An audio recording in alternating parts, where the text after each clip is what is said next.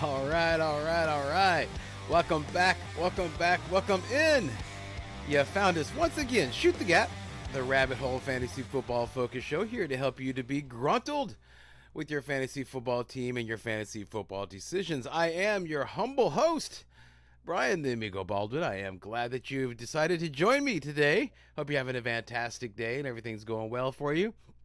We are in the last week of the season, the fantasy football season. So hopefully you have a bye week. And what I mean by that is that if you've already made the playoffs, and this is something that not anybody's talking about, right? Is that if you've already made the playoffs, then this is your bye week, because it doesn't matter at this point where you fit in. As long as you're in the playoffs, everybody's 0-0.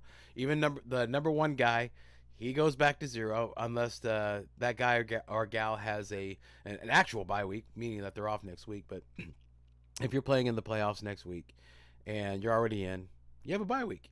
Just relax. Set a lineup, do well. Still like that, but don't do all the nervy stuff. If anything, start looking forward to week 15 to make sure that you have 2 weeks to prepare as opposed to just 1 week. All right, so hopefully that's where everybody is. Okay, I know that's where I'm at. Thankfully, the Lord bless me there, but hopefully you guys are in the same spot.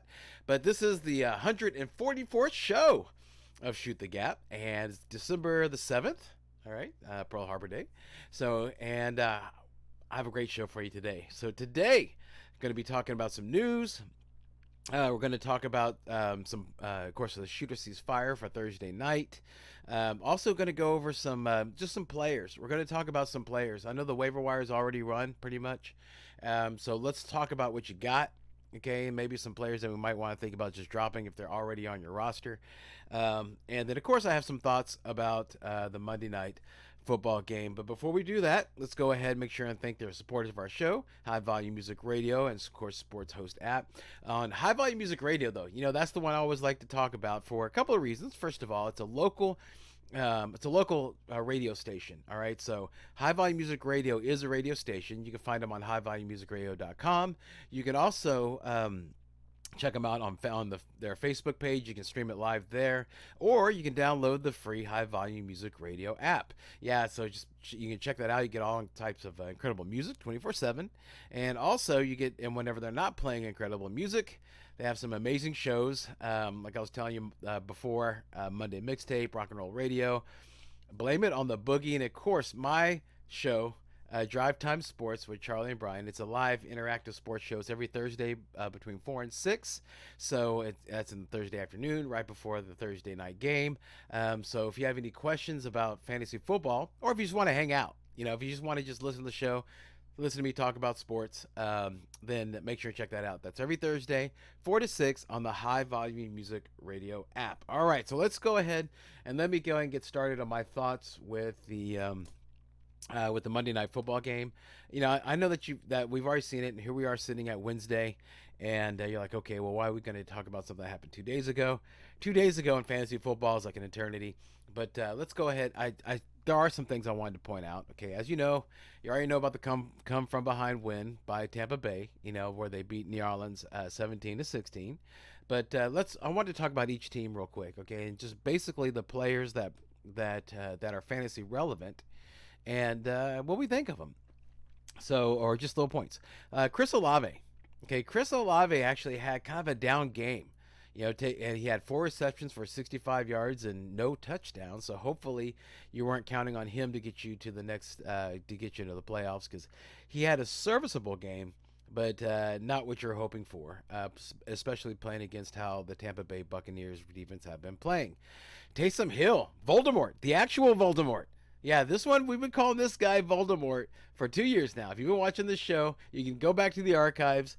I mean, in fact, there was a point in the show where we tried to do a Voldemort streak to make sure to see if we could say Voldemort in every episode. But that's Taysom Hill, the true Voldemort. And the reason why is because his creation was whenever the next guy we're going to talk about, or a guy we're going to talk about here in a second, Alvin Kamara, about he was stealing his touchdowns, capping his ceiling. So that was Voldemort, Taysom Hill. That's the real Voldemort. Okay, anyway, Taysom Hill had a startable week this week. Finally, he's that up and down guy. He just can't figure them out, but he had 3 carries for 10 yards, 2 receptions for 35 yards and a touchdown, and also 1 reception where he caught the ball or he passed the ball. Excuse me, he pass completion, I should say, for 21 yards. So he ran it, he caught it, and he threw it. So yeah, this guy, whew, gadget man. So yeah, if you had him in your tight end spot, your chances are you're really happy about that. So basically, he had a total of 76 yards and a touchdown. So that's really good from a tight end in this landscape. I'd go ahead and also take a second to sidestep for regarding the tight ends. This might be a good time since we're getting close to the end of the fantasy season.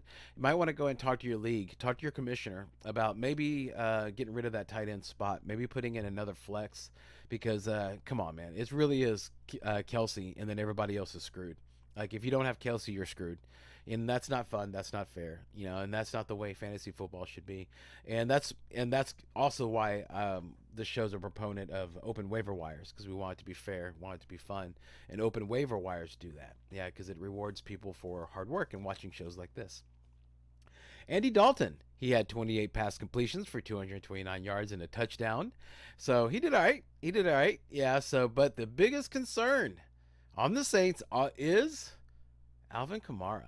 Yeah, let's go and have a little bit of a conversation real quick about Alvin Kamara. He had the most carries on the team, which is encouraging, with 12, but he was outgained by Mark Ingram, 27 yards to 26 yards, and he only had 7 carries. So Ingram was more efficient. To make matters worse, though, Ingram outproduced Kamara with 5 receptions to Kamara's 2 receptions, and he doubled his yardage. He had 22 yards, that's Ingram, and Kamara had 11. You see the problem, right? So maybe we might have a new Voldemort. Maybe Mark Ingram is the new Voldemort. But it's very concerning. Very concerning, and it doesn't look like Kamara is a guaranteed running back 1 anymore, just sharing way too many snaps, right? That's where we're at right there with that data, okay? So whenever you close the door on that, looking it over, you're like, oh, man, it looks like Kamara is a problem. But wait, there is more. Yes, there is more. Last night, Ingram appeared to re-injure his right knee and was knocked out of the game late. We'll find out as the week progresses how severe that was. So keep that in mind. Okay, so right now this is Wednesday, so this is whenever teams normally start practicing that are not getting ready for Thursday night football. They start practicing today. So just monitor the reports, and if Ingram is healthy, then you got a Kamara problem. If he's not, you might not have a Kamara problem. All right, so let's see where we are. Crossing your fingers if you're the Kamara manager. If you're going against him, well, you're hoping the other way. Let's go ahead and move on from one. I think that does it for the Saints. So let's move on from one worry to another. Let's talk about the Tampa Bay backfield. Okay, let's talk about that real quick. All right, let's just talk about it, 'cause there's no reason to talk about the wide receivers. Tom Brady. I mean, just side note here. Tom Brady, 281 yards, 2 touchdowns, 1 interception. Had that led the big comeback, so you're happy with him. Godwin led the team with 8 receptions for 63 yards. Okay, so you're fine like that. So let's talk about the Tampa Bay backfield. I think I'm going to go and visit the receiver room in a second, but I just want to go and hit those 2 high points. But because even though we're going to hit the wide receiver room in a second, okay, it's not real. It's more. Well, let's just talk about it. The next receiver. Okay, yeah, let's talk about it. Right. So Mike Evans. So it went from Godwin. Okay, Godwin led the team with 8 receptions. Then, as far as receiving options, was Cade Otton, tight end. He had 6 receptions for 28 yards and a touchdown. And the next one was Mike Evans, who had 4 receivers for 59 yards. Which, if you're an Evans manager, that's very worrisome. Check this out. And I'm sure you know this if you're an Evans manager, but let's just throw this out there. In the last 4 games that he played, because there was a bye week that was mixed in, he has had 40 yards. This is his game log going back to 4 games ago. 40 yards, then 54 yards, then 31 yards, then 59 yards. Okay? See, it's all over the place.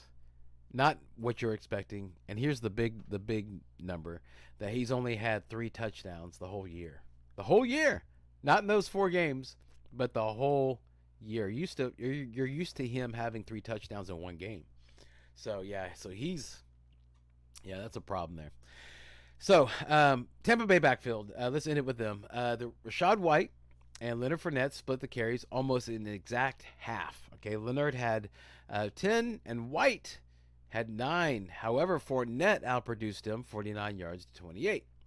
White did have a better receiving night, though, having 6 receptions for 41 yards in that big, gigantic TD at the end of the game, where Fournette had 6 receptions. Okay, so same amount as White, 6 receptions, 32 yards. White had 41, so White was a little bit better. And, of course, no touchdown. Now, so this was the pecking order last night, okay, in receiving. It was Godwin, then White, and Fournette, and Otten. They all had 6, and then Mike Evans. So you can see it's a weird one. But as far as that Tampa Bay backfield, how do you digest this? It's so weird, in my opinion, because it's like you want Leonard like all last week. It looked like Rashad White was he was starting before Fournette got hurt, and so it makes sense that he would be starting whenever Fournette came back. But it was Fournette that was on the field most of the time in the first half and taking a lot of snaps and a lot of receiving work and moving the ball down the field. He was the guy that was pushing in that opening drive. And that he was on the field, not White. So, but then White comes in, and of course you see what he does. So basically, what you're looking at is that you're looking at about an RB2 for both guys. All right, and unless one of them gets hurt, or I mean, it's possible, not likely, but possible, that since if the Tampa Bay Buccaneers fall out of playoff contention, that they'll start sitting Fournette. So keep an eye on that. I think they're still in the playoff contention right now, so no worries there, other than they're going to cap each other. But if they start sitting Fournette to see what White has, then White, of course, has a strong RB2. With Gus of running back 1 potential. So yeah, so keep an eye on that. So that's basically the way that you digest that. Just there's that word again, temper your expectations. Whenever either one of them are on the field. So okay, all right. So let's go ahead and let's move on to some what do you think? Some Merry Early Christmas. All right. So Merry Early Christmas. All right, so this is where I've always found that it's better to hear bad news in a nice way. Okay, so I'm going to say Merry Early Christmas to a player, and then we'll discuss it why. Okay, here we go. Let's go ahead and just jump into it, get started. Here we go. So Merry Early Christmas, Tony Jones Jr. managers. All right, Seattle Seahawks running back Ken Walker sustained what head coach Pete Carroll is calling an unusual right ankle strain. The Seahawks haven't ruled him out for Week 14 yet, but in the past, Carroll has been overly optimistic about his players. He even came out yesterday, on Tuesday I believe it was, that he said that, well, it's not really an ankle sprain, it's more like a sprained foot, and it's unusual because it's something I've never seen before. So maybe he said this on Monday. So, head coach saying it's a sprained foot. Reports are that it's a ankle. Point is, he's hurt. He's hurt. Okay, no matter what you want to call it, he's hurt, and he'll more than likely be out for next week. So if you're counting on Walker to make the playoffs, then you're in a situation. So, well, the logical thing to do is to go, okay, well, let's go ahead and let's move on to like the next guy up, right? Because it's a great run position. I will caution you that Rashad Penny, all right, Rashad Penny was he was the lead back, and he wasn't doing as well as Walker. So it's not necessarily the situation, it's the talent of the player. But let's go ahead and talk about it. But Tony Jones Jr., remember that's the Early Christmas, right? Well, Tony Jones Jr. is the 4th running back on the chart. So why is he getting the gift? Direct backup, Travis Homer is nursing a sprained knee. And the backup's backup, DJ Dallas, suffered what's being described as a quote-unquote somewhat of a high ankle issue. Okay, but he was able to finish the Week 13 win over the Rams. So we'll see how that goes, right? So monitor that. All right, monitor the injury report, of course, but it looks like Tony Jones Jr. is in a position where he could become fantasy relevant right at the end of the fantasy season. Moving on, Merry Early Christmas. This one's easy. Brock Purdy managers. If you've had your head anywhere near fantasy football this past week, you know who Brock Purdy is. Maybe not 2 weeks ago, maybe not even a week and a half ago, but you know who he is now. Initial reports were from San Francisco head coach Kyle Shanahan, hang on. Initial reports were. Okay, I'm sorry. I got everything discombobulated there. Initial reports were on Jimmy G, San Francisco quarterback Jimmy G, that he broke his foot. That's what Kyle Shanahan said, and that he was having surgery and is out for the season. However, a report that came yesterday was that doctors concluded that he does not need foot surgery. It is not a Liz Frank injury, and if rehab goes smoothly, he could have a chance to return in 7 to 8 weeks, which would make him ready for the real season playoffs. Not for fantasy football playoffs, but for real season. So, in real life, this could be more of a Christmas ham. Okay, so we'll see how that goes. But in fantasy, it looks like as far as the fantasy season goes, that Jimmy G, still the same thing. He's out for the year, and that downgrades. Just you saw what happened last week, so we have data there, so you know what that is. Deebo Samuel's is actually. He is what he is, all right. But here's the issue. Okay, here's where you're looking at. It's going to affect fantasy, all right. George Kittle, I've said this before and I'll say it again. He's a phenomenal tight end, okay. And what does that mean? Well, he catches passes for touchdowns and for yardage, and he works hard whenever he has the ball in his hand, of course. But he's also a fantastic blocker, all right. And you have this guy, fourth-string guy, okay, and you don't want him to get hurt. So it looks like it might be a little bit more blocking duties for Kittle. It's also, as weird as it seems, this is my opinion, it seems true to me, that this is not a good thing for Christian McCaffrey owners. And let me tell you why. Because he's going to be used a lot more. So that's great. That's wonderful. Fantastic. However, last week you had that scare with that knee irritation. All right. That thing didn't just go away. All right. And so the more they're going to use him, then the higher the chance he's going to get blown out, i.e., look at what happened in Carolina. He was the offense in Carolina, and he couldn't even last half a season.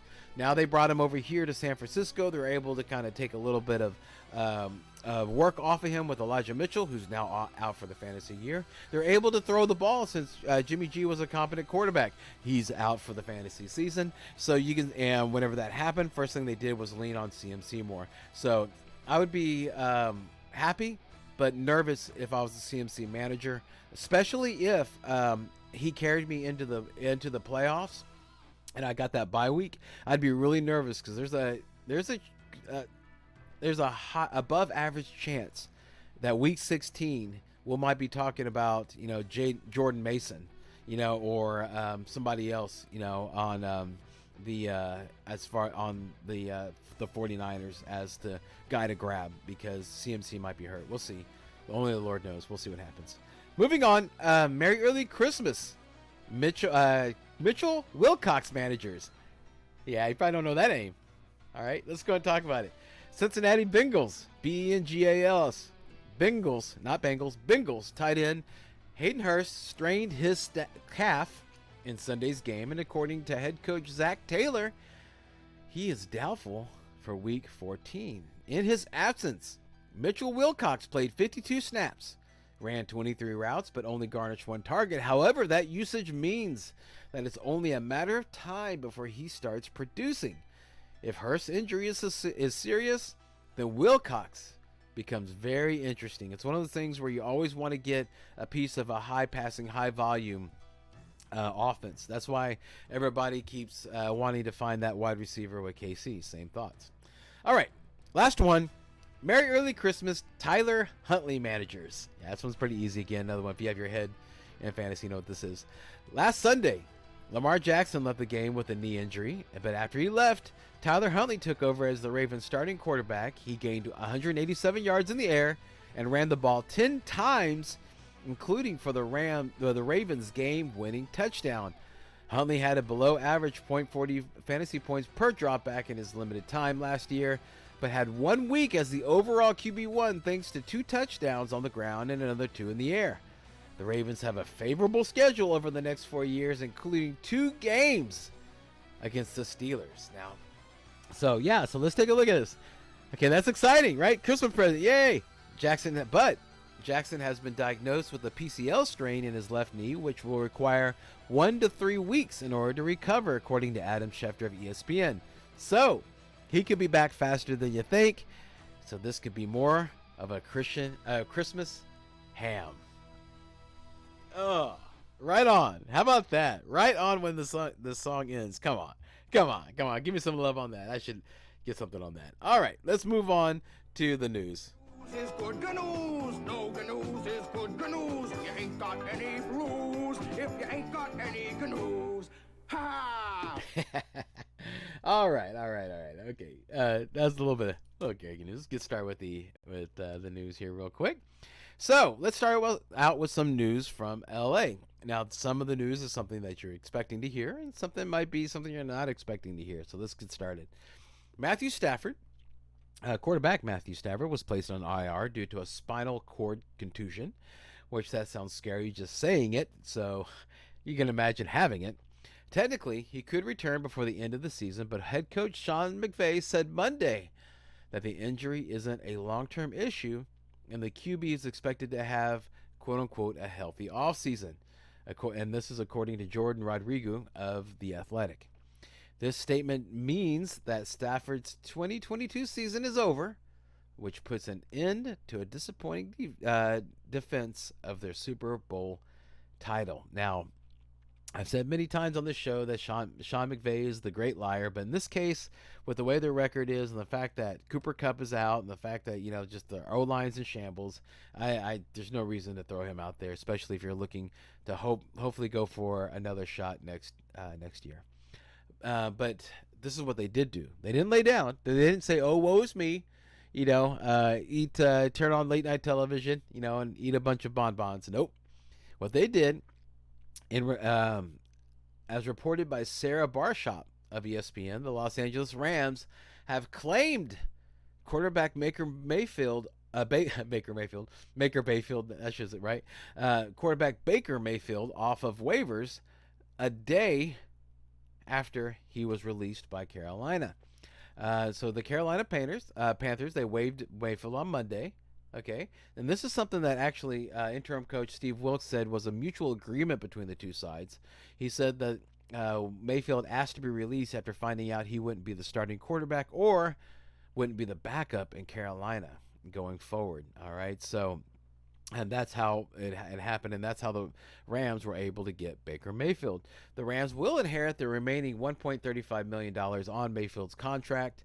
Now, Mayfield is expected to fly to Los Angeles, okay, and could play as soon as Thursday night against the Las Vegas Raiders. Now, the Rams are, and of course, reports are the Rams are in the process of sending the playbook to him to make sure he can study the offense on his flight. That's what was told to Adam Schefter. Now, and they were asked, of course, the Rams were asked if Mayfield has a chance to play against the Raiders, and one source told Schefter, quote unquote, "There's a shot." Okay, so take that for what you say. So the Rams, okay, were the only team to place a waiver on Mayfield. A source told Phil Yates from ESPN. Now, John Wolford, again, is dealing with a neck injury, leaving Bryce Perkins as the only healthy option at the position before Mayfield's arrival. If Warford is unable to go Thursday against the Raiders, Perkins will almost certainly get the start under center. However, Mayfield may get a chance to direct the Rams' offense at some point down the stretch. So, John Wolford is that's the link. So that's the one you're going to keep an eye on to see if that would be the injury. There's a shot, because if Wolford can't go, then chances are they're going to put Mayfield in there against a little bit of a shaky Raiders defense. However, they did disrupt Herbert pretty well last week. So anybody that was depending on Herbert or any of his weapons know about that. I wasn't depending on him, I had Allen, so Keenan Allen. So let's talk about this. How does Baker Mayfield impact the LA Rams fantasy football positions or players? Well, if you want to take a shot on Cam Akers because of what he did last week against the Seattle defense, who doesn't know how to stop anything, then sure, go ahead. So that's on you. Okay, not recommendation is on you. Tyler Higbee. What does that do to Tyler Higbee? This actually might make him more fantasy relevant now. All right, because now he won't have to sit there and block for these third and fourth string quarterbacks. He'll be able, or second and third string quarterbacks, excuse me.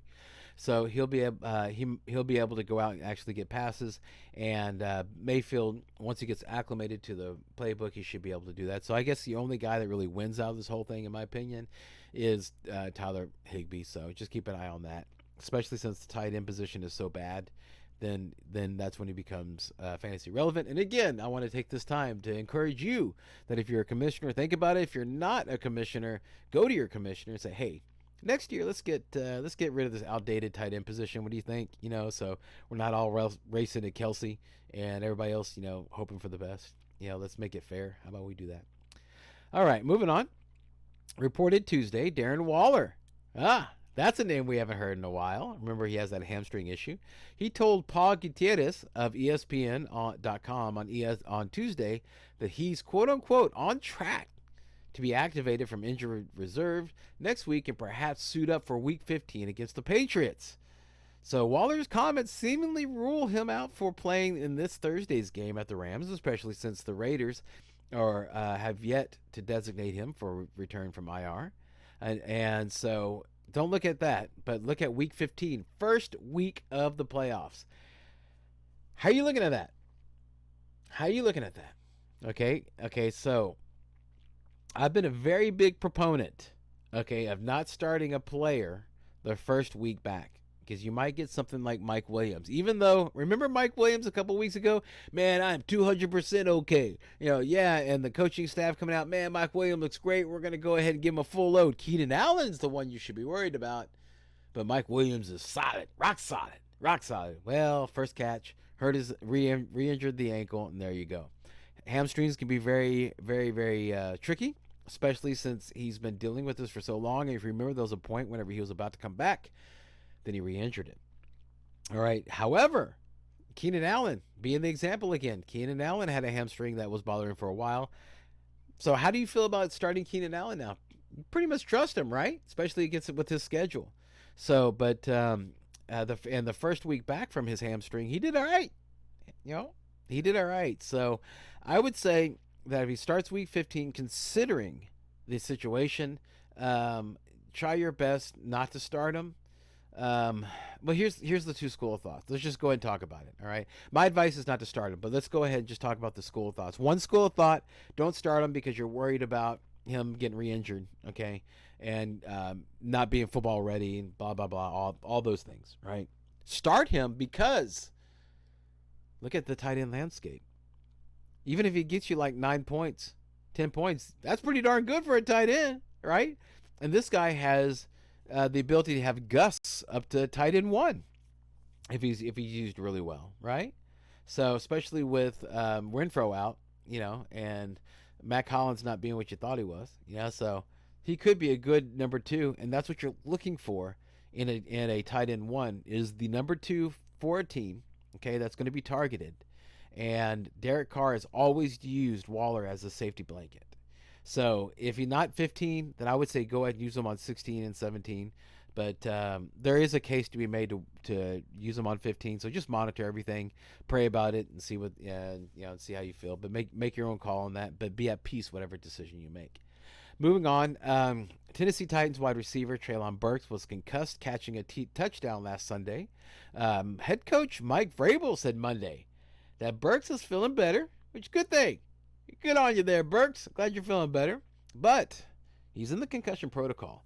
And you know that with the concussion protocol, that usually when somebody's concussed, that they miss, actually what they've done every single game since the Tua scare is that they miss at least 1 week. So I would say that you're going to be without Treylon Burks, okay, next week. But that's why he said they have to wait and see how he progresses through the concussion protocol before he determines his status for Sunday. But if Burks isn't there, then look to Robert Woods or Nick. Yeah, remember this name? Nick, Nick. Yeah, Nick Westbrook-Akini. Okay, would be Tennessee's top wideouts against Jacksonville, which sounds like good news for. Yep, Derrick Henry. Yeah, I think Derrick Henry's going to actually do really well. He's going to hit a stretch here. And the next 3 games is going to be really, really good. The last game, championship week, he's playing Dallas, so we'll see how that goes. You're probably not going to sit him. I know that I have him, and if it's the Lord's will for me to make him in the championship game, I'll be putting him in. But yeah, that's tough. But you never know. I mean, you never know how it is. That's a while away. Last bit of news. Green Bay Packer running back Aaron Jones sustained a shin injury in Sunday's game that limited his reps. He had 25, while backfield mate A.J. Dillon had 45 snaps. Yeah, Dillon took every snap for the Packers in the third quarter, and when Jones returned, he returned for 5 snaps spread out over the fourth quarter. But Dillon still took the majority of the snaps. So in this case, what I would say is that if A.J. Dillon is out there, you need to grab him, and I think he's startable, definitely in the flex. Okay, so just go ahead and keep, but you wouldn't start him next week. Why? Because he's on a bye week. So, oh man, yeah, that bye week is a good time for Aaron Jones managers. Good time for Aaron Jones manager because you're already planned to be without him. Let's see how he heals over the bye week. We've seen 2 things happen in the bye week. We've seen, of course, players get only need 1 week to get right, and they're back to their usual self, i.e., Justin Fields. And we've seen players that were going to the bye week and the first play out of the bye week get injured, i.e. Jerry Jeudy. So just keep an eye on that. No need to make a decision, but if A.J. Dillon is out there, make sure and have him on your roster. I think you'll be happy that he is because it looks like he's going to be a good flex play depending on what we see with Aaron Jones. All right. So let's go ahead and let's move on. Let's move on to, let's get some music there. Some 80s. So yeah, some 80s music. What do you think? Yeah, let's go ahead and talk about the Shooter Sees Fire, okay, for a Thursday. Now, this one's not going to be too hard. Okay, really it isn't. So it's the Las Vegas Raiders at LA Rams. So it's going to be a dome game. So no reason to worry about the weather. Over under is 44.5. And the Raiders are favored by 6. I would definitely go take the under on that one.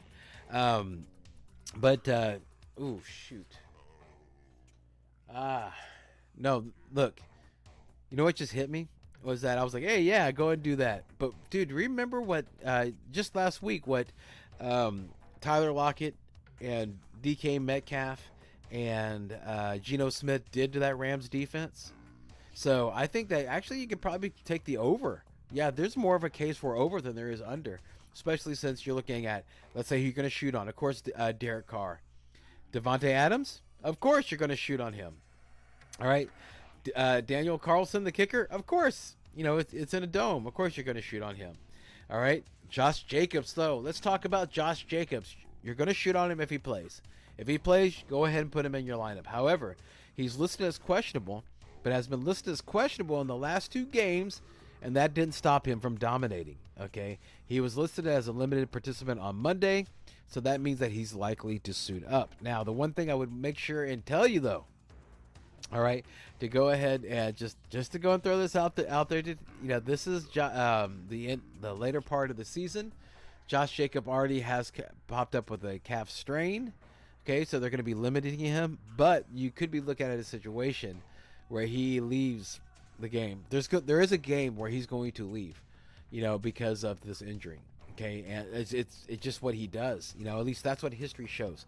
For me to say it would be reckless, but I'm just saying history shows that he does leave games towards the end of the year, in the middle, and leaves the fantasy football manager high and dry. But we'll see if it's this one or the next. We'll see. Or maybe not. We'll see. But that's what it looks like is going to happen.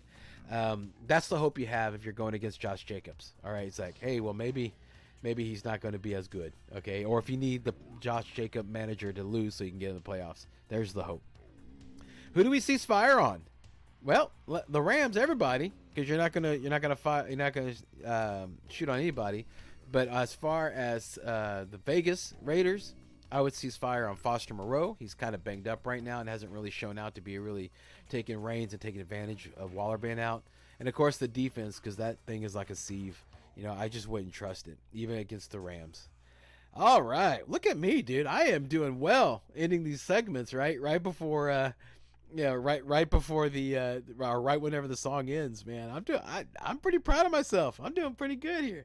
Okay, so let's go ahead and let's talk about, all right, just players. Let's just talk about, first of all, let's talk about what's going on with some of these players. All right, so the first one I would go ahead and put in there, all right, is James Robinson. What's going on, man, with James Robinson? All right. He was a surprise inactive last week in favor of rookie Zonovan Bam Knight. Everybody knows about that. Okay, and then of course Carter was out. Okay, so Carter didn't practice last week. He was nursing an ankle injury, and he's actually officially ruled as doubtful. All right, again. All right, so he didn't do well, did he? James Robinson didn't do well at all. All right, so Knight had a solid performance, finishing with 90 yards and 15 carries. Okay, so he's doing well there. Ty Johnson remained the third down back, handled a few early down backs, right? And the Jets, they have a tough matchup with the Bills next week. All right, so which will likely mean they'll be behind, which means more snaps for Ty Johnson. James Robinson, you gave that ACL, that battle, you gave it a good fight, man. You worked hard, and we were all hoping for you.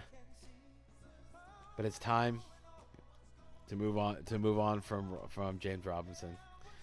Darrell Henderson. All right, he hasn't really been active, okay, since joining the Jaguars. So, do we really need to go too deep into that? No. Yeah, he's somebody, but.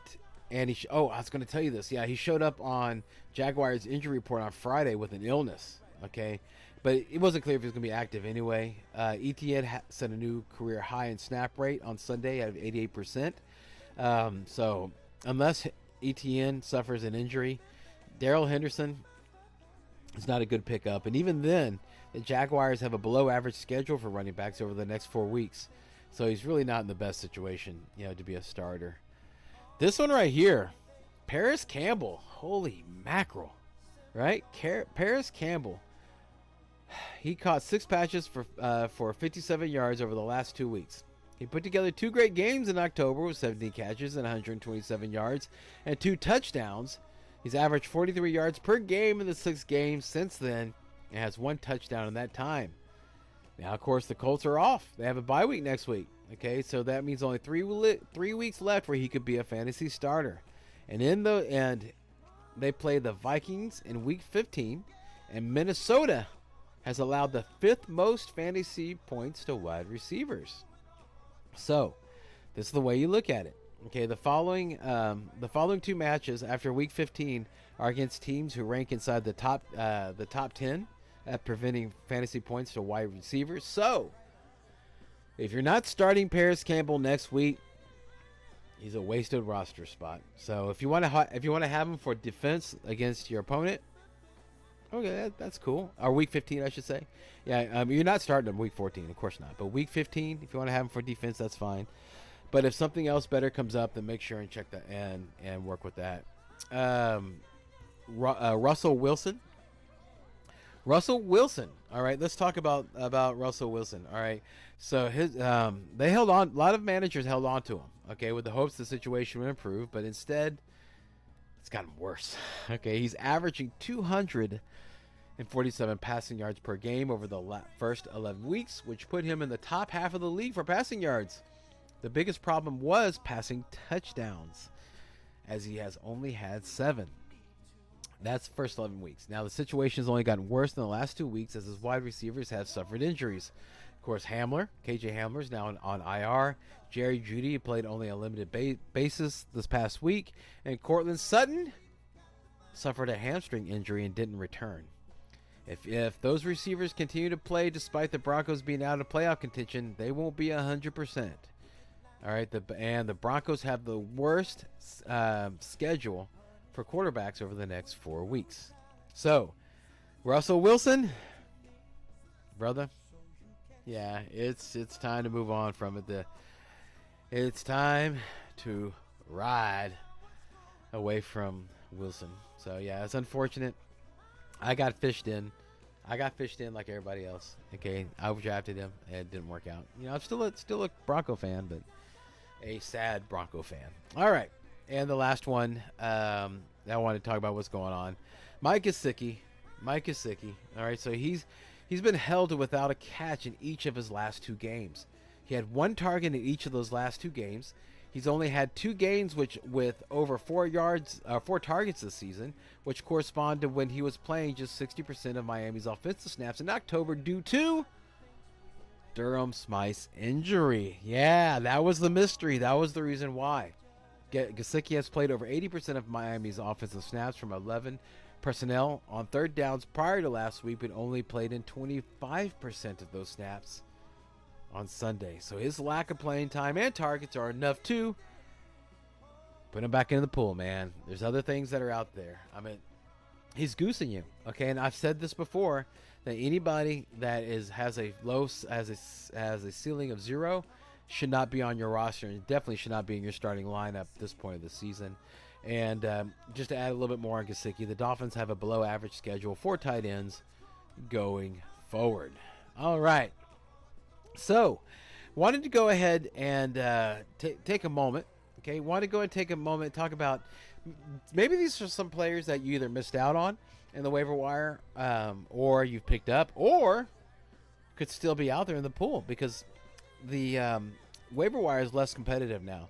There's a lot of teams that are out of it, and as they're out of it, that they basically are just go ahead and say, you know what, I'm cool. I'll let everybody that's contending for the championship just to pick up the right guys. I'll just chill out and play the guys that I have.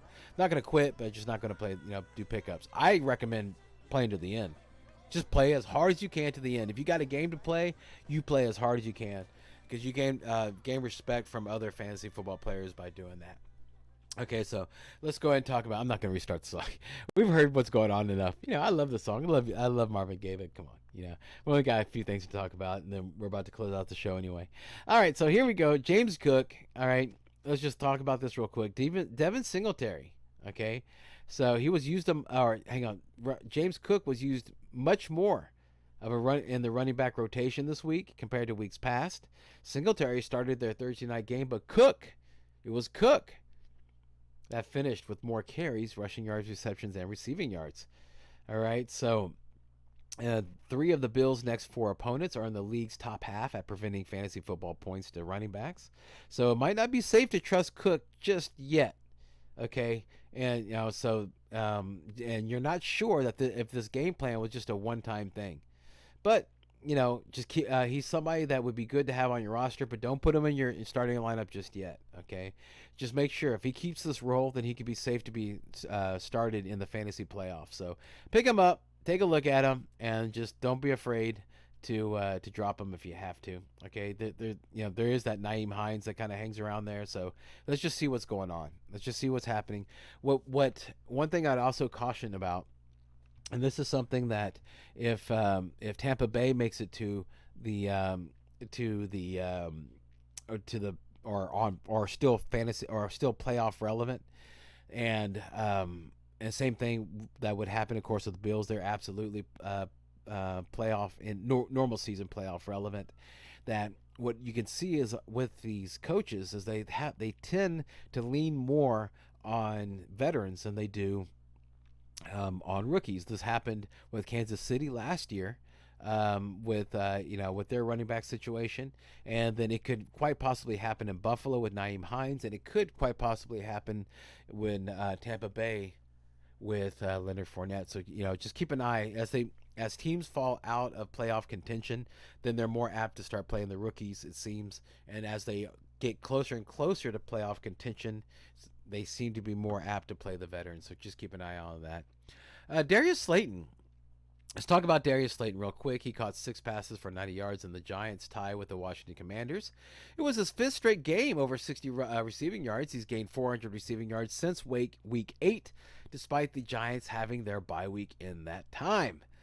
His playing time has constantly risen and since the start of the season, and now has reached heights he has never hit in 2021. So these are all career best usage that he's hitting right now.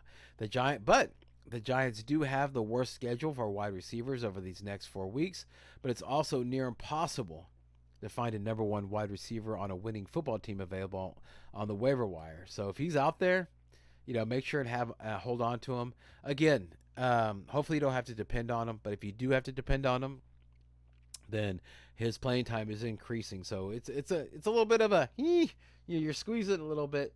You're squeezing it. That starfish is tightening up, but he definitely does seem like he's playable because has at least is the first look, I should say. Jared Goff. Let's go ahead and talk about Goff. Okay, Goff threw for 340 yards on Sunday and 2 touchdowns. Okay, and with that blowout victory over the Jaguars, he ranks 7th on the season in passing yards and is 1 of 7 with over 3,000 yards on the season already. Woo! His 19 passing touchdowns ranked 10th. He's accomplished this despite his receivers dealing with injuries throughout the season. And the Lions have the 7th best schedule for fantasy quarterbacks over the next 4 weeks. They play the Minnesota Vikings next week. And Minnesota has allowed the 7th most fantasy points to quarterbacks, partially because teams need to throw so much against them. And listen, I want to have an honest conversation since we're talking about the Detroit Lions. Let's talk about Jameson Williams. All right, I'm a Jameson Williams manager, and Monday, I woke up to a roster alert, and people are just jettisoning him. They're just like, you know what? He's not going to be fantasy relevant, blah, blah, blah, blah, blah, blah. Okay, that's short-sighted, everybody. Everybody that you see, every single one of those, if you're a Jameson Williams manager and you see that X amount of players have dropped it, all those people are short-sighted, okay? Because you're not playing this guy, all right? You're holding him to wait for him to pop. That's what you do with every single person, every single rookie. That's what you do with every single player at the beginning of the season. That's what you do with every single player that's coming back from an injury. He hasn't played in the beginning of the season. He's a rookie, and he's injured. Okay, 1, 2, 3 things. You're waiting on him. Okay, what are you going to use that roster spot for anyway? Okay, it's a good guy to have, and if to have on your bench just to wait. Let's just see. What if he pops, man? What if he pops next week, or what if he pops week 15, the first week of the season of the playoffs? Right? You have this guy who's going to be incredible for the end of the season, or for your championship push. Right? So yeah, man, hold on to Jameson Williams. Jared Goff is definitely a good pickup, especially if, let's say, if you have Jimmy G, or depending on him, if you're in those muddy waters, or let's say if the Tua injury is bigger than they have. I didn't talk about him in the news because it doesn't seem like a big thing. Same thing with Jalen Waddle. Didn't talk about him because, again, there isn't anything yet to be nervous about just yet. Last one, let's talk about Greg D. All right, Weird Al Yankovic. So he caught 6 passes for 85 yards while leading the Broncos in receiving against the Ravens. Now, it was his best fantasy football performance of the season, despite not scoring a touchdown. He has the 5th most receiving yards among tight ends. Terrible, terrible, terrible position since he made his debut in Week 6. And he joins Travis Kelce and George Kittle as the only tight ends with multiple 80-plus yard games since Week 6. But he's been inconsistent. But so have all tight ends this season. All right, so he has more upside than most of the other inconsistent tight ends. Most of Greg D's remaining games are against teams that are average at best, preventing fantasy points to tight ends outside of a game against the Arizona Cardinals, who allowed the most fantasy points to tight ends this year. So yeah, so keep an eye on him. So he's somebody that was good to have on your roster, and just to make sure and check out. You just don't know what's going to happen, so especially in the tight end spot. And same rules apply that you would with Darren Waller. Even if he gives you a little bit, that's still better than what you most of the time you would get from other tight ends. So make sure and and pick him up. Yeah, he if he's in the pool, make sure to hold on to him. All right, all right. So that actually ends. That does it for this episode. Hopefully you enjoyed it. If you enjoyed the content, enjoyed hanging out with me, then make sure to like and subscribe and hit that bell because we have all types of shows. We have our bi-weekly show here, on our normal bi-weekly show, but then we also do shorts. We also do sniper episodes when news breaks. So make sure and hit that bell so you can get all types of notice. I know that right now we're kind of in the grind of fantasy football season. So you're like, I don't want to read. I don't want to, you're just like, fantasy football is like it's the grind. You're in the grind part of it. So let us be your grind. Anything pops up, make sure that anything fantasy relevant, we'll do a sniper episode if we're not about to do a show. And of course, you can watch our shows and we'll keep you in the loop as to what's going on. All right, and make sure, to check out High Volume Music Radio app. Okay, make sure to check that out. Tomorrow, Thursday, from 4 p.m. Central Time to 6 p.m. Central Time. That's my show, Drive Time Sports with Charlie and Brian. It's a live interactive sports show.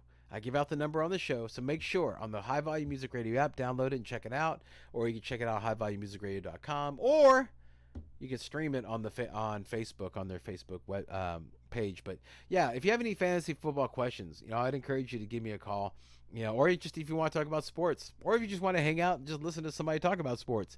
If you like hanging out with me like you're doing right now, then check it out. I'd love for you to come by. Yeah, that town, Drive Time Sports with Charlie and Brian, the population is increasing. So yeah, come on in. Yeah, I would love for you to be a part of it. All right, so on behalf of me, your humble host, Brian the Amigo Baldwin, I want to thank you for watching, and I hope that this year is an even better year than last. Okay, and so it's time for some parting shots. All right, so repeat after me, everybody. I love fantasy football. One more time, I love fantasy football. Whether you're in the playoffs or not, the sentiment has wavered sometime throughout the season, so it must be repeated, especially if you're out of the playoffs. Don't stop playing. Fantasy football, remember, is only around once a year, and once it's gone for half a year. All right, so make sure to enjoy that while you can. All right, remember, everyone, and fantasy football as in life, don't dream it, be it. Yes. All right. Thank you so much for watching, and I hope you're enjoying your Wednesday, and I hope you have a fantastic week, and good luck on your games. All right. Thank you, everybody. Be safe.